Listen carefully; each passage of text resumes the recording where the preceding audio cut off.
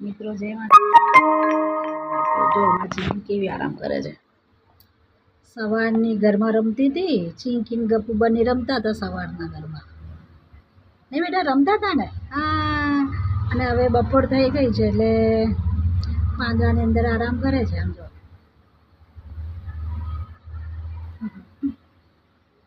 છે ને નહીં બેટા ચીંકી આરામ કરે બેટા ઓ ચીંકો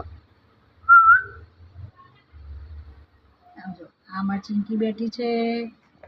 અમારો ગપ્પુ બેઠો છે બધું ફેદીને બેઠો છે બહુ ધમાલ કરે છે જો બધું ફેદી કાઢ્યું છે ને અંદર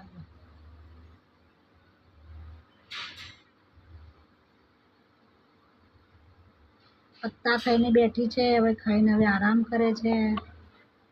ના ચીંકી ચીંકી